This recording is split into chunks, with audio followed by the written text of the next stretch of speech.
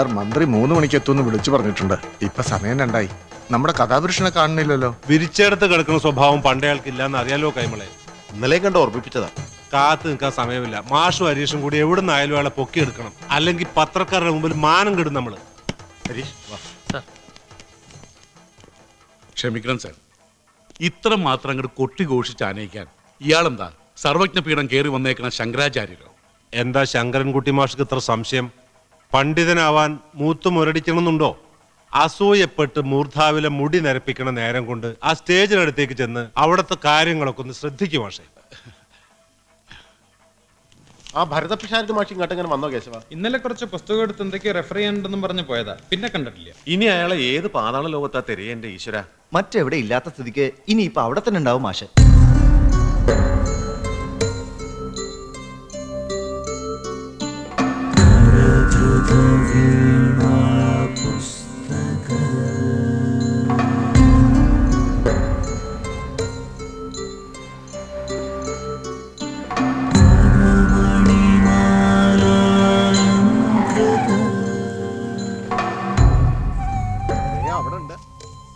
ആരാ എന്റെ ഈശ്വര ഈ വരണ? വരിക വരിക, ഉള്ള സൗകര്യത്തിൽ അങ്ങോട്ട് ഇരിക്കുക.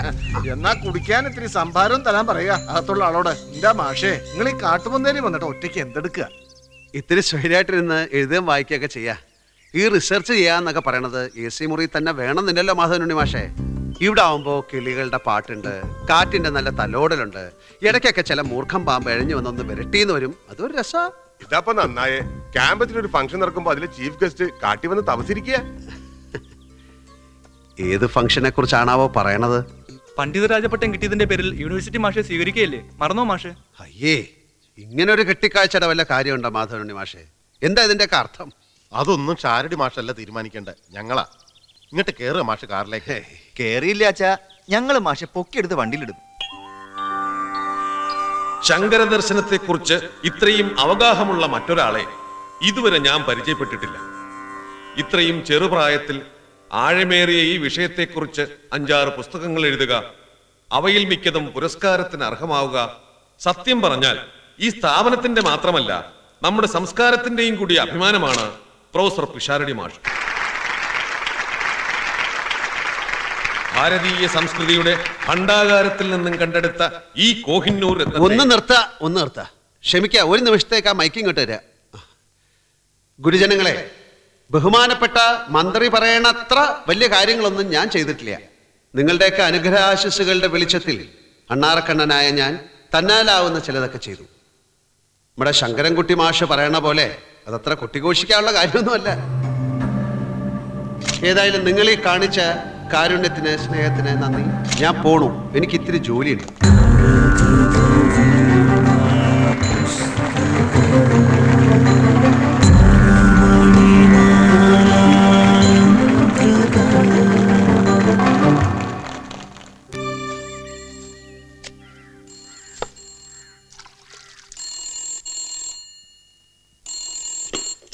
ഹലോ, ആ അമ്മയാ.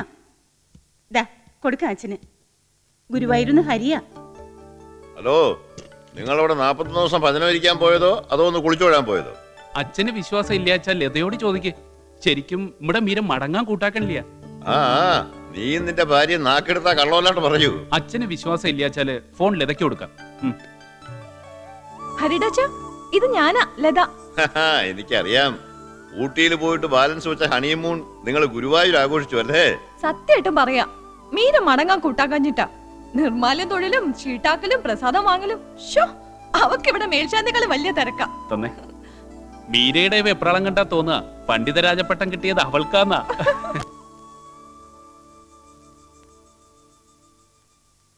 വല്ലാത്തൊരച്ഛനും അച്ഛനൊത്തൊരു മോളും. ഭരതൻ എന്തോ സമ്മാനം കിട്ടിയതിന് ഇവളെന്തിനാ കിടന്ന് പിടയ്ക്കുന്നത്? പിടയ്ക്കൂടി, അവൾ പിടയ്ക്കും. മീരയുടെ ആരാ ഭരതൻ?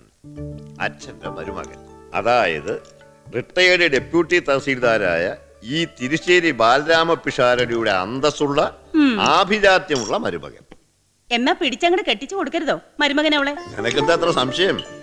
അവന്റെ വാക്ക് ചോദിക്കട്ടെ. ആനപ്പുറത്ത് എഴുന്നള്ളിച്ചു കൊണ്ടു കൊടുക്കില്ലേ ഞാൻ അവനെന്റെ മോളെ?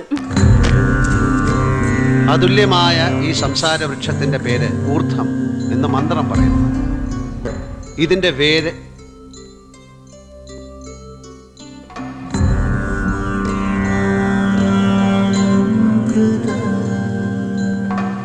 ബ്രഹ്മം സദാ ഈ രൂപം ധരിക്കുന്നുവെന്ന് ശങ്കര ഭവൽപാദർ വിവേക ചൂടാമണിയിലൂടെ സമർത്ഥിക്കുന്നു. ഒരാൾ ഇവിടെ കിടന്ന് കണ്ടക്ഷോഭം നടത്തുന്നത് കേൾക്കാതെ ഇരുന്നുറങ്ങാതാൻ. കഥകളി ഉണ്ടായിരുന്നോ ഇന്നലെ വെളുക്കോളം വീട്ടിലെ? ഇറങ്ങിപ്പോവാ ക്ലാസ്സിൽ നിന്ന്. ഇനി സംസ്കൃതി പറയണോ?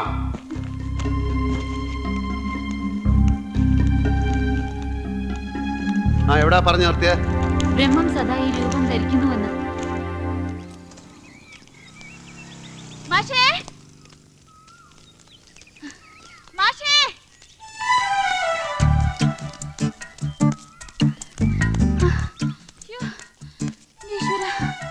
എന്തിനാ കുട്ടി ഇങ്ങനെ മരണപ്പാച്ചില് പറയണേ? രക്തസമ്മർദ്ദം കൂടി പൊട്ടിത്തെറിക്കല്ലേ നിന്റെ ഹാർട്ട്? ഇതിലും ഭേദാതാ. പോയില്ലേ ക്ലാസ്സിൽ വെച്ചെന്റെ മാനം? അതിനാ പറഞ്ഞതുണ്ടോ കുട്ടിക്ക് മാനം? എന്താ ചോദിച്ചത്? ഇന്നലെ വെളുക്കോളം കഥകളി ഉണ്ടായിരുന്ന വീട്ടിലെന്നോ? എന്നാ കേട്ടോളൂ, ഇന്നലെ വെളുക്കോളില്ലായിരുന്നു, എന്നാൽ ഇന്ന് വെളുക്കോളം ഉണ്ട് താനും. വധം, കീചക വധം. ഭ്രാന്തുണ്ടോ തനിക്ക്? തൽക്കാലം ഇല്ല, ഇനി എടുപ്പിക്കാണ്ടിരുന്ന മതി മാഷ്. എന്നെ കൊണ്ടൊന്നും പറയിപ്പിക്കണ്ട കേട്ടോ. വേദനിച്ചോ നിനക്ക്? ഇല്ല. ക്ലാസ്സിൽ വെച്ച് നീ എന്റെ മുറപ്പെണ്ണാണെന്നും മുയൽ കുഞ്ഞാണെന്നും ഒന്നും നോക്കില്ല ഞാൻ. അവിടെ ഞാൻ വേദാന്തം പഠിപ്പിക്കണ ഭരത പിഷാരടി മാഷ്. നീ എന്റെ സ്റ്റുഡന്റ് മീര ബാലരാമ പിഷാരടി. അതിൽ കവിഞ്ഞ് ഒരു സ്വാതന്ത്ര്യവും ക്യാമ്പസിൽ വെച്ച് നീ എന്നോട് എടുക്കരുത്. എടുത്താലും അത് അനുവദിക്കില്ല ഞാൻ. ഈടേറ്റന്റെ മാഷിന് അഹങ്കാരം ഇത്തിരി കൂടുണ്ടെന്ന് ഞാനും കേട്ടു. ക്യാമ്പസിലെ സ്വീകരണത്തിൽ പങ്കെടുത്തില്ലെന്നും കാല് പിടിച്ചു കൂട്ടിക്കൊണ്ടു വന്നപ്പോ പുരസ്കാരങ്ങളൊന്നും സ്വീകരിക്കാതെ ഇറങ്ങിപ്പോയി എന്നും ഒക്കെ കേട്ടു. അതിലൊക്കെ എന്താ അർത്ഥമുള്ളത് മീര? ഉണ്ട്, അർത്ഥമുണ്ട്. മനസ്സ് നെരുപ്പോട് പോലെ നീറി പിടിപ്പിച്ച് വലതും കുത്തിക്കുറിച്ചതിന് ഈശ്വരൻ തരുന്ന പുണ്യം അതൊക്കെ. പുറങ്കാലെടുത്ത് തട്ടിക്കളയരുത് മാഷേ അതൊക്കെ. എന്തിനാ മീര നീ എന്നെ ഇങ്ങനെ സ്നേഹിക്കണത്? കണ്ടിട്ടുണ്ടോ മാഷേ തൃശ്ശൂർ പൂരം? തിടമ്പെടുത്ത് നെറ്റിപ്പട്ടം കെട്ടി പൂരപ്പറമ്പിലെ പഞ്ചാരി മേളം കേട്ട് ചെവിയാട്ടി നിക്കണ തൃപ്രയാർ കേശവനെ കണ്ടിട്ടുണ്ടോ? ആ ഒറ്റക്കൊമ്പനെ.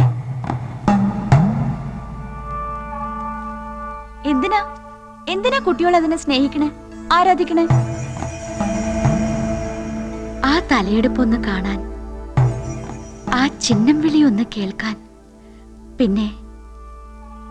പിന്നെ അതിന്റെ വാലിലെ ഒരു രോമം വെട്ടിയെടുത്ത് വളച്ചു കെട്ടി ഒരു സ്വർണമോതിരം ഉണ്ടാക്കി വിരലിടാൻ,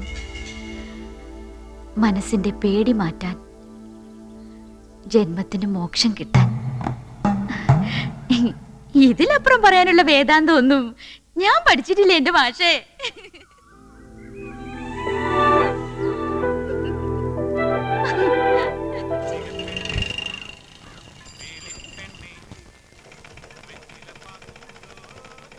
കാലദോഷങ്ങളൊക്കെ നീങ്ങിയിരിക്കണു ദാമോദരൻ നായരെ.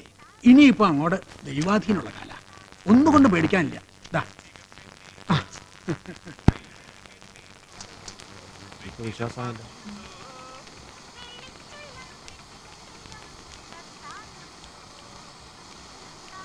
അല്ല, അന്തസ്സുള്ള ഒരു ചായ കൂടെ എടുത്തോളൂ രാവുണ്ണിയാരെ. നേരത്താണോ ചോദിച്ചേ ചായ?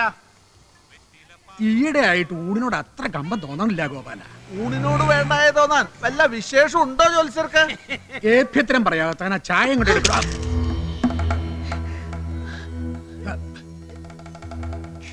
എന്താ ദേവു ഇതൊക്കെ? ഇതൊന്നും നോക്കി പറഞ്ഞതാ എന്റെ ഏട്ടാ. എന്താ ഇത്? എന്റെ മകന്റെ ജാതകം. എന്റെ ആങ്ങളമാര് പറഞ്ഞ ചക്രവർത്തി തിരുമനസിന്റെ ജാതകം. പെങ്ങളെ, ഇത് നോക്കി എന്ത് പറയാനാ ഞാൻ? അറിയണോ എനിക്ക് എന്താ അവന്റെ മരണം? എനിക്ക് മടുത്തു എന്റെ ഏട്ടാ. കണ്ടോ എന്റെ ഏട്ടൻ ഇത്? വെയിലും മഴയും കൊള്ളാതെ ഞാൻ ചുരുണ്ട് കിടക്കണ കൂര പൊളിച്ച് വിൽക്കാൻ സമ്മതിക്കാത്തതിന് അവൻ തന്നെ സമ്മാനം എന്റെ ആങ്ങളെ. എവിടെ ഉണ്ടവൻ? ബീഡിയുണ്ട് ഉറപ്പ് നിൽക്കാൻ. മുൻകൂർ ജാമ്യ FIR കോപ്പി ഒന്നുമല്ല ഞാൻ ചോദിച്ചത്. കാശിന് 4 എണ്ണം കിട്ടുന്ന ഒരു ബീഡിയല്ലേ?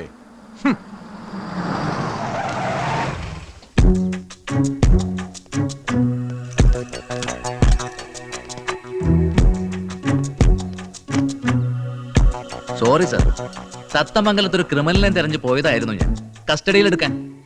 എന്റെ ഭാഗ്യക്കേടെന്നല്ലാതെ എന്നാ പറയാനാ സാറേ. ഞാൻ ചെന്നപ്പോഴേക്കും ആള് മുങ്ങി. സോറി സാർ, ഇൻസ്പെക്ഷൻ വരുന്നുണ്ടെന്ന് ആ ASI ശ്രീധര മേനോനും എനിക്കൊരു ഇൻഫർമേഷൻ തന്നില്ല.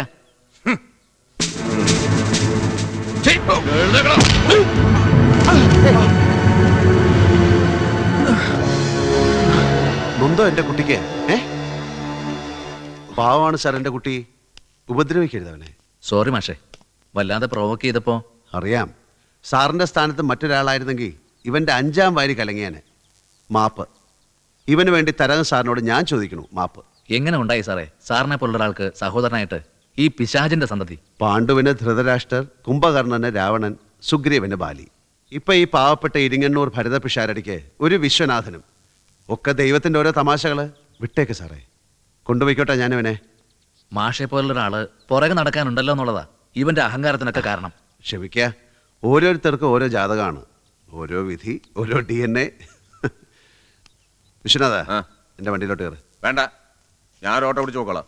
നിങ്ങളൊക്കെ വലിയ മാന്യന്മാരല്ലേ?